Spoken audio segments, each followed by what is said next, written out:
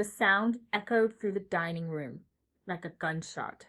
The sharp sting burned across my cheek as I stumbled backward, my hand instinctively flying to the red Maxwell blooming across my face.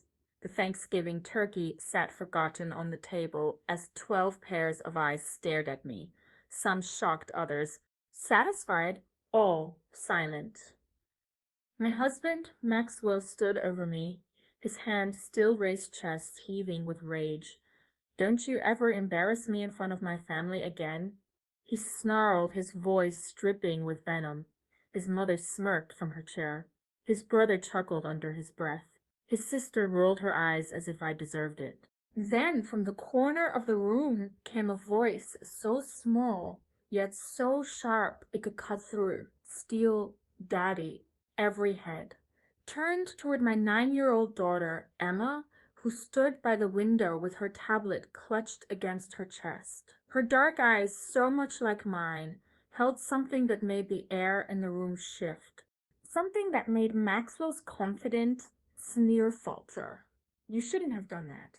She said, her voice steady and eerily calm for a child, because now Grandpa is going to see the color drain from Maxwell's face. His family exchanged confused glances, but I saw something else creeping into their expressions. A tremor of unspoken fear rippled through them. What are you talking about? Maxwell demanded, his voice cracking with a tension he couldn't yet name. Emma, her gaze piercing like a acid observing a specimen, tilted her head. I've been recording you, Daddy, everything. For weeks, I sent it all to Grandpa this morning. The silence that followed was deafening. Maxwell's family shifted uncomfortably in their seats, a dawning realization of irreversible calamities settling upon them. He said, to tell you, Emma continued, her small voice carrying the weight of impending doom, that he's on his way. It was then that their faces paled and the pleading began. 3 hours earlier, I had been standing in the same kitchen, methodically basting the turkey while my hands shook with exhaustion. The bruise on my ribs from last week's lesson still ached with every movement, but I couldn't let it show. Not with Maxwell's family coming over, not when any sign of weakness would be seen as ammunition. Vilma, where the hell are my good shoes? Maxwell's voice boomed from upstairs, and I flinched to spite myself in the closet. Honey, left side, bottom shelf. I called back, my voice carefully modulated to avoid triggering another explosion. Emma sat at the kitchen counter, supposedly doing homework, but I knew she was watching me.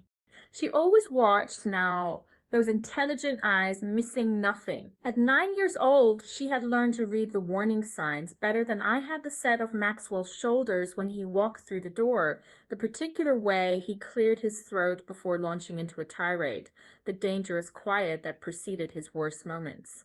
Mom, she said softly, not looking up from her math worksheet. Are you okay? The question hit me like a physical blow. How many times had she asked me that? How many times had I lied and said yes? Everything was fine. Daddy was just stressed. Adults sometimes disagreed, but it didn't mean anything. I'm fine, sweetheart. I whispered the lie, bitter on my tongue. Emma's pencil stilled. No, you're not. Before I could respond, Maxwell's heavy footsteps thundered down the stairs. Thoma, the forest looks like garbage. My mother is going to be here in an hour, and you can't even. He stopped mid sentence when he saw Emma watching him for a brief moment. Something that might have been shame flickered across his features. It was gone so quickly, I might have imagined it. Emma, go to your room, he said tersely. But Dad, I'm doing homework like you now. Emma gathered her book slowly, deliberately, as she passed by me. She squeezed my hand, a tiny gesture of solidarity that nearly broke my heart at the kitchen doorway. She paused and looked back at Maxwell. To Mom, she said simply. Maxwell's jaw tightened. Excuse me. She's been cooking all day, even though she's tired, so just be nice. The audacity of a 9-year-old standing up to her father left Maxwell momentarily speechless. I saw the dangerous flash in his eyes, the way his hands clenched into fists. TQ? Emma? Go? I said, quickly trying to diffuse the situation. She nodded and disappeared upstairs, but not before I caught the determined set of her jaw. So much like my father's when he was with for battle. That kid is getting too mouthy. Maxwell muttered, turning his attention back to me. You're raising her to be disrespectful. She's just protective. I said carefully. She doesn't like seeing what his voice dropped to that dangerous whisper that made my blood run cold. Are you telling her stories about us, Thelma? No, Maxwell. I would never, because if you're poisoning my daughter against me, there will be consequences. His daughter, as if I had no claim to the child. I carried for 9 months, nursed through every illness, held through every nightmare. The doorbell rang, saving me from having to respond. Maxwell straightened his tie and transformed instantly into the charming husband and son his family knew and loved. The switch was so seamless, it was terrifying. Showtime, he said, with a cold smile. Remember, we're the perfect family. Maxwell's family descended on our home like a swarm of well-dressed locusts, each carrying their own arsenal of passive-aggressive comments and thinly veiled insults. His mother, Jasmine, swept in first, her critical gaze immediately scanning the house for flaws. Oh, Thelma dear, she said in that sweet tone that dripped with condescension, you've done something with the decorations. How rustic. I'd spent 3 days perfecting those decorations. Maxwell's brother Kevin arrived with his wife Melissa, both sporting designer clothes and superior smirks. Smells good in here, Kevin said, then added under his breath, for once. The real barb came from Maxwell's sister Florence, who made a show of hugging me while whispering. You look tired, Thelma? Are you not sleeping well? Maxwell always says stressed. Wives age faster. I forced a smile and nodded, playing my role in this twisted theater, but I noticed Emma standing in the doorway, her tablet in her hands, those sharp eyes cataloging every slight, every cruel comment, every moment. Her father failed to defend me throughout dinner. The pattern continued Maxwell Babbitt and his family's attention, while they systematically diminished me with surgical precision. Thelma's always been so simple, Jasmine said while cutting her turkey. Not much education. You know, Maxwell really married down, but he's such a good man for taking care of her. Maxwell didn't contradict her. He never did. Remember when Thelma tried to go back to school? Florence laughed. What was it? Nursing. Maxwell had to put his foot down. Someone needed focus on the family. That wasn't how it happened. I'd been accepted into a nursing program, had dreams of financial independence, of a career that mattered. Maxwell had sabotaged my application, declaring me too stupid to succeed and fearing I'd embarrass him with failure. Yet, I remained silent, smiling as I refilled wine glasses, pretending their cruel words didn't wound me. Emma, however, stopped eating entirely, her small hands clenched, watching her mother endure her father's family's verbal assault. The breaking point arrived when Kevin boasted about his wife's new promotion. Melissa's making partner at her firm, he announced proudly. Of course, she's always been the ambitious type, not content to just exist. The word exist hung in the air like a harsh slap. Even Melissa looked uncomfortable with her husband's cruelty. That's wonderful, I genuinely said, because despite everything, I found joy in any woman's professional success. It is, Jasmine chimed in. It's so refreshing to see a woman with actual drive and intelligence. Don't you think? So Maxwell's eyes met mine across the table, and I saw the why there. The choice between defending his wife or maintaining his family's approval. He chose them. He always chose them. Absolutely, he said, raising his glass to strong, successful women. The toast wasn't for me. It was never for me. I excused myself to the kitchen, needing a moment to breathe, to collect the pieces of my dignity that lay scattered across the dining room floor through the doorway. I could hear them continuing their assault in my absence. She's gotten so sensitive lately. Maxwell was saying, honestly, I don't know how much more drama I can take. You're a saint for putting up with it. His mother replied, That's when Emma's voice cut through their laughter like a blade. Why do you all hate my mom? The dining room fell silent.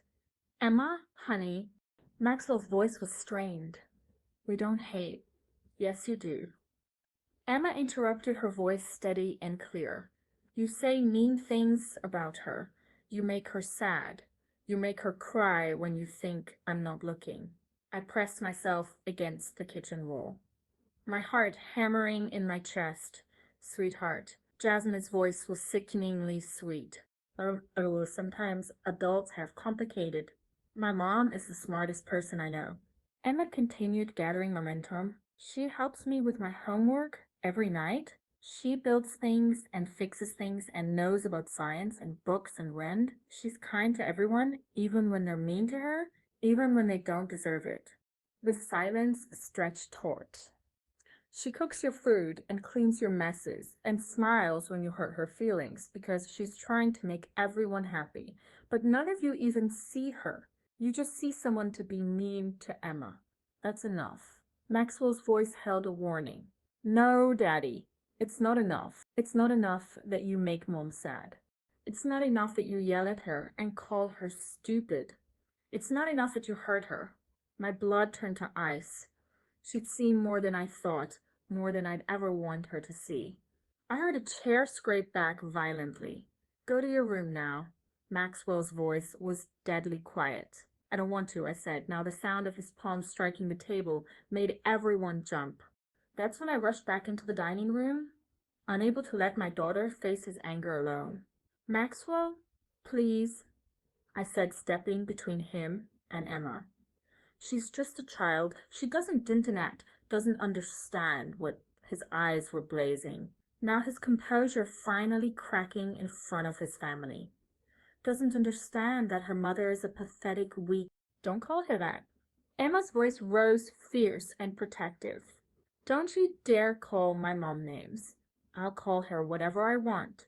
Maxwell roared, advancing on both of us. This is his house, my family, and I'll. You what? I found myself saying my own breaking point. Finally reached hit a 9-year-old in front of your family. Show them what you really are. The room went deadly silent. Maxwell's family stared at us, pieces of a puzzle clicking into place. Maxwell's face contorted with rage. How dare you? He whispered. How dare you make me look like what you are? The words tumbled out before I could stop them. Someone who hurts his wife, like someone who terrorizes his own child. That's when his hand came on. That's when the world exploded into pain and humiliation and the crushing weight of public betrayal. And that's when Emma stepped forward and changed everything. Before we continue, please write in the comment which country you are watching this video. We love knowing where our global family is tuning in from. If this is your first time on this channel, please subscribe. Your support helps us bring even more epic revenge tales of life. Enjoy listening. 1 month earlier, Mom, can you help me with my school port? I looked up from the pile of bills. I'd been sorting medical bills from the emergency room visit. Maxwell's family was unaware of the incident where I claimed to doctors that I had fallen down the stairs. Emma stood in my bedroom doorway, holding her tablet with an unreadable expression. Of course, sweetheart. What's the project about? Family dynamics? She asked carefully. We have to document how families interact and communicate. Something in her tone made me uneasy. What do you mean, document? Take videos, record conversations, show examples of how family members treat each other. Her dark, serious eyes met mine. Mrs. Andre says it's important to understand what healthy families look like versus other kinds. My heart clenched. Emma's teacher had always been perceptive, always asked the right questions.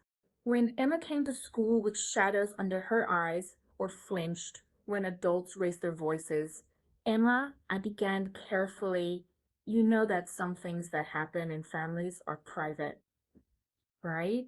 Not needs to be shared or recorded. I know, she said, but there was something in her voice, a determination that reminded me so strongly of my father. It took my breath away. But Mrs. Andre says documenting things can be important for understanding, for protection. The word protection hung between us like a loaded weapon. That night, after Maxwell had screamed at me for buying the wrong brand of coffee and slammed the bedroom door so hard it shook the house, Emma appeared in my doorway. Mom, she whispered, are you okay? I was sitting on my bed holding an ice pack to my shoulder where he'd grabbed me, leaving finger-shaped bruises that would be hidden under long sleeves tomorrow long. I'm fine, baby. I lied automatically. Emma stepped into the room and closed the door softly behind her. Mom, I need to tell you something. Something in her voice made me look up. She seemed older, suddenly carrying a weight no child should bear. I've been thinking, she said, climbing onto the bed beside me about my project, about families. Emma, I know Daddy hurts you, she said quietly. The words falling between us like stones into still water. I know you pretend he doesn't, but I know my throat closed, sweetheart. Sometimes adults, Mrs. Andres showed us a video. Emma interrupted about families where people get hurt. She said if we ever see Simon like that, we should tell someone who can help. Emma, you can't. I've been recording Mom. The words hit me like a physical blow. What Emma's small hands trembled as she held up her tablet. I've been recording him. When he's mean to you, when he yells, and when he hurts you, I have Barrett's, Mom, lots of them. Horror and hope ward in my chest. Emma, you can't. If your father finds out, he won't, she said with frightening certainty. I'm careful. I'm really, really careful.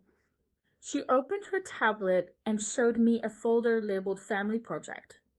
Inside were dozens of video files, each one time-stamped and dated. Emma, this is dangerous if he catches you. Mom, she said, her small hand covering mine. I won't let him hurt you anymore. I have a plan. The look in her eyes, ancient and determined and absolutely fearless, chilled me to the bone. What kind of plan? Emma was quiet for a long moment, her fingers tracing patterns on the bedspread. Grandpa always said that bullies only understand one thing. My father, of course. Emma adored my father, called him every week, listened with rapt attention to his stories about leadership and courage and standing up for what's right. He was a respected army colonel, a man who had never shied away from a fight. Emma, you can't involve Grandpa. This is between your father and me. No, it's not, she stated firmly. It's about our family, our real family. And Grandpa always says family protects family. Over the next month, my 9-year-old daughter transformed into someone I barely recognized. She was still sweet, still my baby, but a newfound steel had entered her demeanor. She moved through the house like a tiny soldier on a mission, meticulously documenting every cruel word, every raised hand, and every moment Maxwell revealed his true nature. She was devastatingly careful. The tablet was always positioned innocuously, propped against books or hidden behind picture frames. She never filmed for long, just captured the worst moments and then stopped. Maxwell never suspected that his own daughter was building a case against him. Peace. By damning peace. I tried to stop her twice. The first time, she simply said, Mom, someone has to protect us. The second time, she showed me a video of Maxwell shoving me into the refrigerator so hard. It left a dent in the door. Look at yourself, she said quietly. Look how small you make yourself. Look how scared you are in the video. I was indeed cowering, trying to make myself invisible as Maxwell towered over me, his face twisted with rage over something trivial. I'd forgotten to buy his specific brand of beer. This isn't love, Mom. Emma said, with heartbreaking wisdom, love doesn't look like this. 2 weeks before Thanksgiving, Emma made her first call to Grandpa. I only found out because I walked into her room to say goodnight. and heard her small voice through the door. Grandpa, what would you do if someone was hurting? Mom, my blood froze. I pressed my ear to the door, holding my breath. What do you mean, sweetheart? My father's voice was gentle but alert, the way it got when he sensed trouble. Just hypothetically, someone was being mean to her, really mean. What would you do? There was a long pause. Emma, is your mom okay? Is someone bothering her? It's just a question, Grandpa, for my school project. Another pause. Well, hypothetically, anyone who hurt your mother would have to answer to me. You know that, right?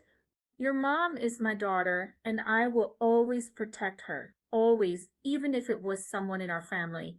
Especially then, my father's voice was steel. Family doesn't hurt family. Emma, real family protects each other? Okay, Emma said, and I could hear the satisfaction in her voice. That's what I thought. The next morning, Emma showed me a text message on her tablet. She'd sent my father a simple note, starting to worry about, Mom, can you help? His response was immediate. Always call me anytime. I love you both, I said. He was ready. Emma's simple, ready for what, broke the silence. Her ancient eyes fixed on me, a silent plea to salvage Thanksgiving morning. Emma remained uncharacteristically calm, a stark contrast to my frantic last-minute preparations. She sat at the breakfast table, meticulously eating her cereal, her gaze fixed on Maxwell with an intensity that, in a child, should have been unsettling. Maxwell was already on edge. Family visits always brought out the worst in him, the desperate need to appear in control, the relentless pressure to maintain his image as the successful patriarch. He'd already snapped at me 3 times before 9 a.m., once for using the wrong serving spoons, and twice for breathing too loudly. Remember, he said, straightening his tie in the hallway mirror today, "We are the perfect family, loving husband, devoted wife, well-behaved child." Can you manage that? Thelma. Yes, I whispered. And he turned to Emma. No more of that attitude you've been showing lately. Children should be seen and not heard when the adults are talking. Emma nodded solemnly. I understand, Daddy. Something about her, easy compliance, should have warned him. But Maxwell was too focused on his own performance to notice the calculating look in his daughter's eyes. His family arrived in waves, each member bringing their own special brand of toxicity. They settled into our living room like they owned it immediately, beginning their ritual of subtle humiliation. Thou, dear Jasmine, said, accepting a glass of wine, you really should do something about these gray roots. Maxwell worked so hard to provide the least you could do is take care of yourself. Maxwell laughed, actually laughed. Mom's right, I keep telling her. She's letting herself go. I felt the familiar burn of shame. But when I glanced at Emma, I saw her small fingers moving across her tablet screen. I'm sure she was recording the afternoon. Continued in much the same vein, every time I entered a room, the conversation would shift to subtle digs about my appearance, my intelligence, my worth as a wife and mother. Every time, Maxwell either joined in or remained silent, his complicity more devastating than outright cruelty. But Emma was documenting it all during dinner. As Maxwell carved the turkey with theatrical precision, his family launched into their most vicious attack. Yet, Kevin said, Melissa and I were just saying how worried Maxwell is that you're so accommodating, Thelma. Some wives would make a fuss about, well, everything. What do you mean? I asked, though. I knew I shouldn't have, Florence giggled. Oh, come on. The way you just take everything. Never fight back, never stand up for yourself. It's almost admirable how completely you've surrendered. She knows her place, Maxwell said, and the cool satisfaction in his voice made something inside me. Finally, snap, I whispered, my voice barely audible. Velma Maxwell's voice held a warning, but I couldn't stop. 3 years of pent-up humiliation, of swallowed pride, shielding my daughter from a devastating truth, all came pouring out. My place is to cook your food, clean your messes, and smile while your family tells me how worthless I am. My place is to disappear while you take credit for everything I do and blame me for everything that goes wrong. Maxwell's face drained of color, then flushed red. Velma, stop! My place is to pretend I don't see Emma watching. While you. That's when he stood up. That's when his hand came up. That's when everything changed forever. The slap echoed through the room like thunder. Time seemed to slow as I stumbled backward, my cheek burning, my vision blurring with tears of pain and shock. It wasn't the physical pain that destroyed me. It is the look of satisfaction on his family's faces, the way they nodded as if I'd finally gotten what I deserved. Maxwell stood over me, breathing hard, his hand still raised. Don't you ever embarrass me in front of my family again, he snarled. The dining room was silent, except for the sound of my ragged breathing and the tick of the grandfather clock in the corner. 12 pairs of eyes stared at me, some shocked, others satisfied, all waiting to see what would happen next. That's when Emma stepped forward. Daddy. Her voice was so calm, so controlled, that it sent chills down my spine. Maxwell turned toward her, his anger still blazing, ready to unleash his fury on anyone who dared challenge him. What he snapped. Emma stood by the window, her tablet clutched against her chest like a shield. Her dark eyes. My eyes were fixed on her father with an intensity that made the air in the room shift. You shouldn't have done that, she said, her voice steady and eerily calm for a child. Maxwell's anger faltered for just a moment, confusion flickering across his features. What are you talking about? Emma tilted her head, studying him with a cold assessment of a predator sizing up its prey, because now Grandpa is going to see the change in the room was immediate and electric. Maxwell's confident posture crumbled. His family exchanged confused glances, but I saw something else creeping into their expressions, a flicker of fear they couldn't yet name. What are you talking about? Maxwell demanded, but his voice cracked on the last word. Emma held up her tablet, the screen glowing in the dim dining room light. I've been recording you, Daddy, everything for weeks, Jasmine gasped. Kevin choked on his wine. Florence's fork clattered to her plate. Emma wasn't finished. I recorded you calling Mom stupid. I recorded you shoving her. I recorded you throwing the remote at her head. I recorded you making her cry. Her voice never wavered, never lost that terrifying calm, and I sent it all to Grandpa this morning. Maxwell's face went through a series of colors, red to white to gray, as the implications hit him. My father wasn't just Emma's beloved grandfather, he was Colonel James Mitchell, a decorated military officer with connections throughout the base, the community, and the legal system. You pesky little Maxwell started toward Emma, his hand raised. You wouldn't, Emma said, not moving an inch, because Grandpa said to tell you something. Maxwell froze mid-step. He said to tell you that he reviewed all the evidence. He said to tell you that real men don't hurt women and children. He said to tell you that bullies who hide behind closed doors are cowards. The tablet timed with an incoming message. Emma glanced at the screen and smiled a smile that was all teeth and no warmth. And he said to tell you, she continued, her voice dropping to a whisper that somehow carried more menace than any shout that he's on his way. The effect was immediate and devastating. Maxwell's family began talking at once, voices overlapping in panic. Maxwell, what is she talking about? You said they were just arguments. If there are videos, if the colonel sees, we can't be associated with Maxwell.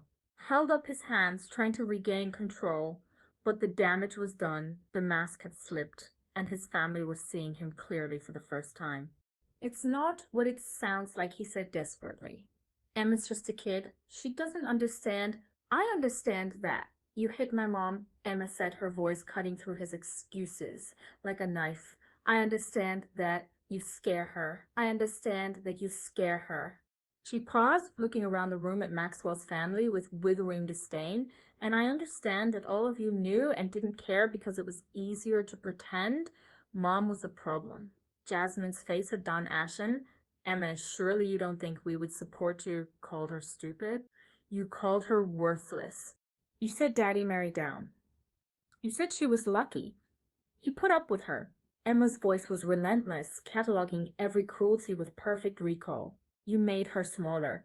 Every time you came here, you helped him break her. The silence that followed was deafening. Maxwell was staring at his daughter as if seeing her for the first time, and what he saw clearly terrified him. This wasn't the quiet, obedient child he thought he knew. This was someone who had been watching, learning, planning. How long, he whispered. How long, what, Daddy? How long have you been recording me? Emma consulted her tablet with clinical precision. 43 days, 17 hours, and 36 minutes of footage, audio recordings of another 28 incidents. The numbers hit the room like physical blows. Maxwell's brother Kevin was openly staring, his mouth hanging open. His wife, Melissa, had tears in her eyes. Jesus, Maxwell, Kevin breathed. What have you done? I haven't done anything. Maxwell exploded, his composure finally shattering completely. She's lying. She's a manipulative little. Emma calmly turned her tablet round, showing the screen to the room. On it, clear as day, was a video of Maxwell grabbing me by the throat and slamming me against the kitchen wall while screaming about dinner being 5 minutes late. This was Tuesday, Emma said conversationally. Would you like to see Wednesday or maybe Thursday when you threw the coffee mug at Mom's head? Maxwell launched for the tablet, but Emma was ready. She darted behind my chair, her finger hovering over the screen. I wouldn't, she said calmly. This is all backed up. Cloud storage, Grandpa's phone, Mrs. Andres's email, the police station's tip line. Maxwell froze. The police, Grandpa insisted, Emma said. Matter-of-factly, he said, documentation is important for when bad people need consequences. That's when we heard it. The rumble of engines in the driveway, corridors, slamming heavy footsteps on the front porch. Emma smiled. He's here. The front door didn't just open. My father, an avenging angel, appeared in the doorway, his military bearing unmistakable even in civilian clothes. Behind him stood two officers from the base, their expressions capable of melting steel. The dining room fell silent, save for the shattering of Jasmine's wine glass. Colonel James Mitchell, with the cold efficiency of a commander who had led troops through war zones, surveyed the scene. His gaze took in everything. My reddened cheek, Maxwell's guilty stance, his family's shocked faces, and Emma standing protectively beside me, her tablet still clutched in her hands. The sudden eruption of righteous fury filled the room. Colonel Mitchell Maxwell's stammer, his bravado evaporating like smoke. This is unexpected. We weren't sit down, my father said quietly. The command carried such authority that Maxwell actually took a step backward, but he didn't sit.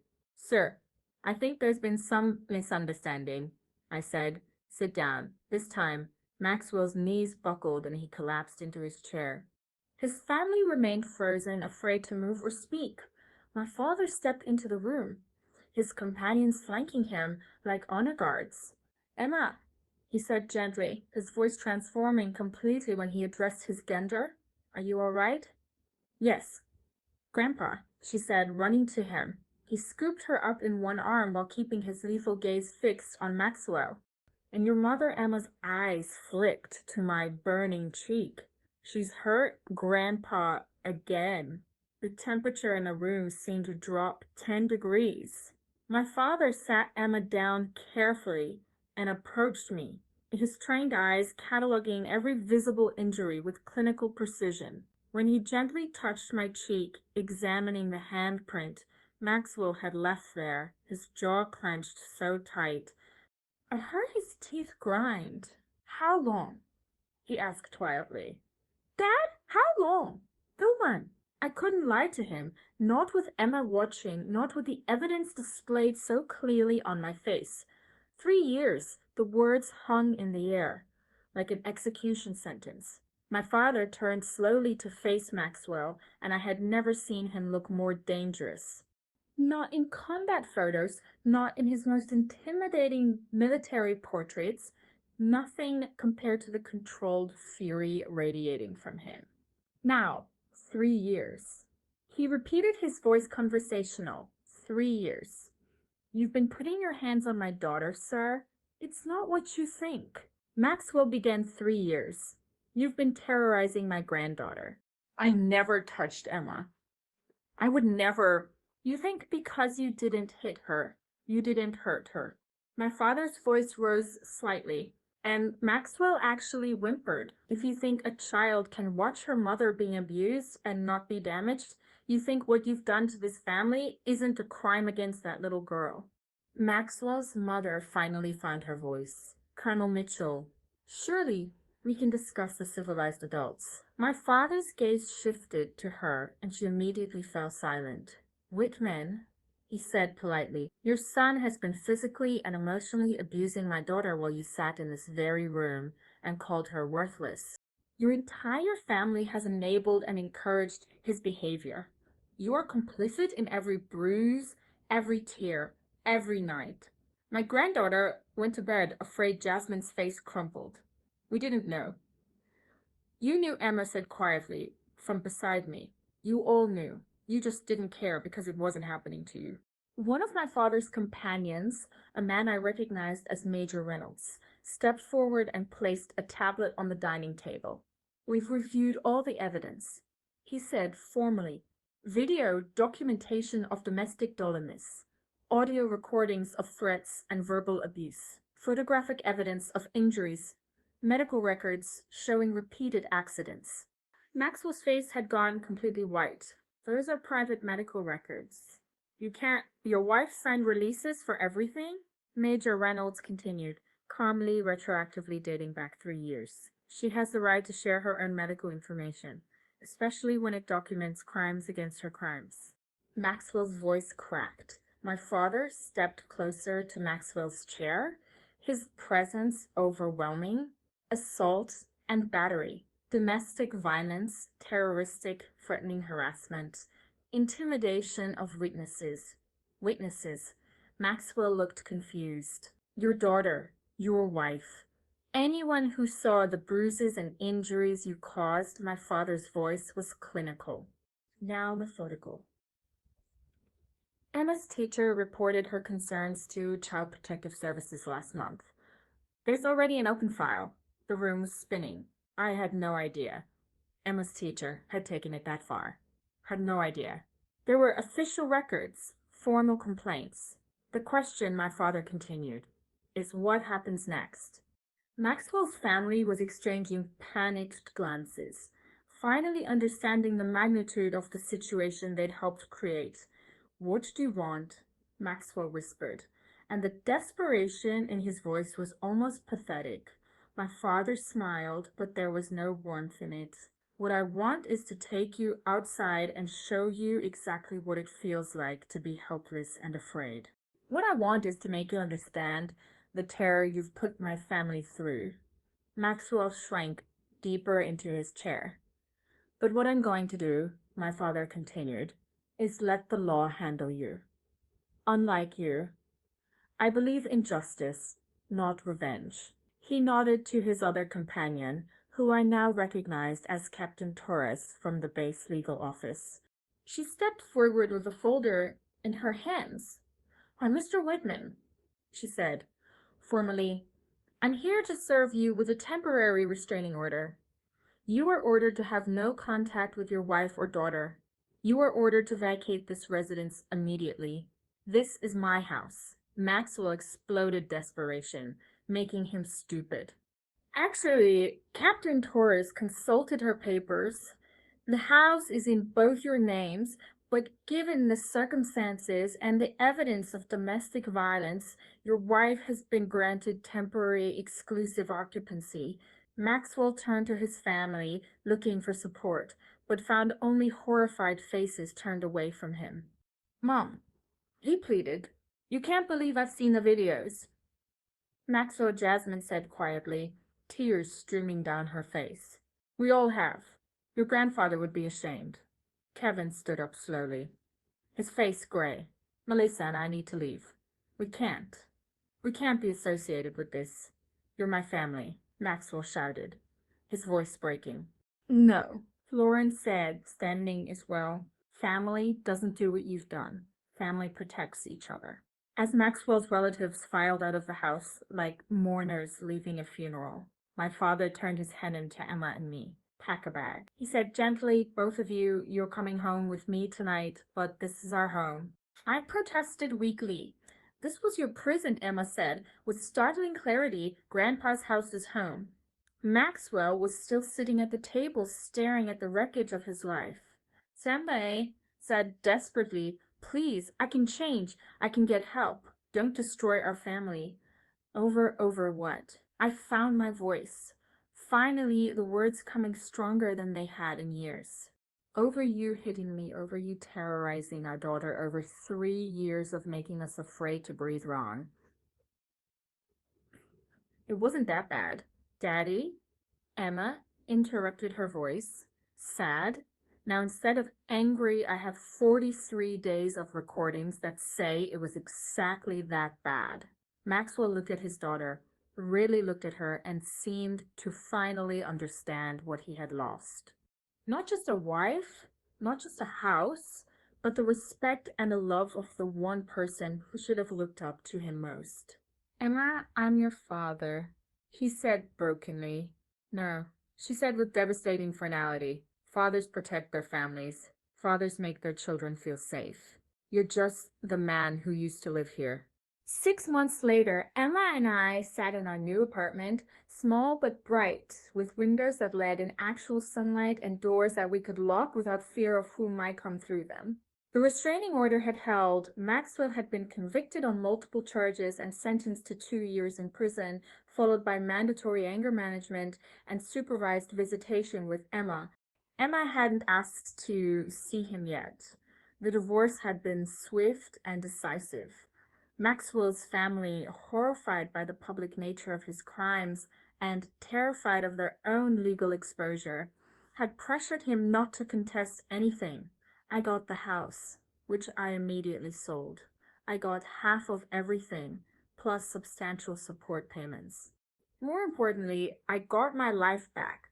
Mom, Emma said, from her spot on the couch where she was doing homework. Mrs. Andres wants to know if you'll speak to her class about resilience. I got from my nursing textbooks. Yes, I was finally pursuing that degree. Maxwell had convinced me I was too stupid to earn. What would I say? Emma pondered. Perhaps that strength isn't found in silence, and sometimes protecting someone requires the courage to seek help. My 9-year-old daughter, who had brought a grown man with pure strategy and unwavering resolve, was now advising me on bravery. What about you? I asked. Are you okay with everything that happened? Emma set down her pencil and met my gaze with those ancient eyes, which had witnessed too much yet remained clear and hopeful. Mum, do you remember what you used to say when I had nightmares? You told me that brave people aren't the ones who aren't scared. Brave people are the ones who are scared but do the right thing. Anyway, I nodded, remembering countless nights when I'd whispered those words while she trembled in my arms after hearing us fight. You were brave, she said simply. You stayed to protect me, even when staying hurt. I was brave because I knew I had to protect you. We protected each other. Tears blurred my vision. I should have left sooner. I should have. Mom, Emma interrupted gently.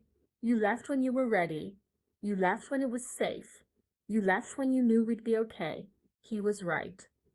Of course, my brilliant, remarkable daughter was right. The truth was I hadn't left. We had escaped, and we had escaped because a 9-year-old girl had been braver and smarter and more strategic than any adult in this situation. She had seen what needed to happen and made it happen methodically and carefully and with devastating effectiveness. Do you miss him? I asked quietly. Your father, Emma, was quiet for a long moment. I don't miss being afraid all the time. I don't miss watching you get smaller and sadder every day. I don't miss him at all. He's mean. She paused, then added, but I like who you are. Now you're getting bigger again. He was right about that too. I was getting bigger, stronger, louder. I laughed more. I slept better. I had opinions again, dreams again, hopes for the future again. Mom, Emma's voice was small, now vulnerable in a way she rarely allowed herself to be. Yes, sweetheart. Do you think other kids have to do what I did? Record their parents and make plans, and all of that. The question broke my heart. I hope not, baby. I really hope not. But if they do, she said, her voice growing stronger. I want them to know they can, that they're not tattling or being bad. Sometimes kids have to save their families because the adults can't. I set aside my textbooks and pulled her into my arms. This child who had saved us both. You know what, Emma? What? I think you might be the bravest person I've ever known. She snuggled against me, and for a moment, she was just my little girl. Again, not the strategic mastermind who had brought down her abuser with military precision. I learned it from Grandpa, she said. From you. You just forgot. For a while, outside our apartment windows, the sun was setting, painting the sky in little oranges and pinks. Tomorrow I had classes and Emma had school, and we both had therapy appointments where we continued to process everything that had happened. But tonight we were safe. We were free. We were home. In Maxwell was exactly where he belonged, paying the consequences for his choices, stripped of his power, his family, and his victims. Sometimes justice looks like a 9-year-old girl with a tablet and a plan. Sometimes revenge is just letting the truth speak for itself. 3 years later, Emma is now 12. After all the videos, Mom thinks I deleted them after the trial. But I didn't. They're stored in 3 different places now, encrypted and password protected. Mrs. Andres, who's now Principal Andres, taught me about digital security and evidence preservation. She says, I have good instincts for justice. Mom graduated nursing school last year. She works in the emergency room now, helping other people who come in with accidents and falls. She's good at seeing the signs, good at asking the right questions, good at helping people find their courage. She tells them about a little girl who saved her family with an iPad and a lot of patience. Grandpa says, I have the makings of a good soldier. He's teaching me about leadership and strategy and standing up for people who can't stand up for themselves. Maxwell. I don't call him dad anymore, and he knows better than to ask me to get out of prison next year. He writes me letters, sometimes asking for forgiveness, asking for a chance to be a father again. I don't write back. Mom says I might change my mind when I'm older, when I have more perspective. Maybe she's right, but right now, I remember everything. I remember being 9 years old and watching my mother shrink a little more each day. I remember making a choice to save us both, and I remember that bullies only understand consequences. He had 3 years to learn what consequences feel like. Whether that's enough time for him to become a better person, well, that's up to him. But he'll never get the chance to hurt us again. I made sure of that. Sometimes at school, kids ask me about what happened. The story made the local news for a while. 9-year-old documents, father's abuse leads to conviction. Most kids think it's cool that I helped catch a bad guy. Some kids ask me if I feel bad about getting my dad in trouble. I tell them I didn't get him in trouble. He got himself in trouble by making bad choices. I just made sure those choices had consequences. Mrs. Andre says that's a very mature way to think about it. Mom says that's a very you to think about it. Grandpa says that's a very Mitchell way to think about it. Mitchells protect their own, and they don't back down from bullies. I think they're all right. Last week, a girl in my class told me her stepdad hits her mom. She asked me what she should do. I gave her my old tablet, the one with the good camera, and taught her how to use the recording app. Just remember, I told her, you're not tattling. You're gathering evidence, and evidence is power. She nodded. Her expression, as serious as my own, probably was at 9 when I was busy making plans. Will you help me? She asked. Yes, I replied instantly, but you have to be very, very careful. That's what we do. That's what our family does. We protect each other, and we protect those who need protecting. As for bullies, they learn that the Mitchell family doesn't forget, and we don't forgive people who hurt the ones we love. We just make sure they face consequences.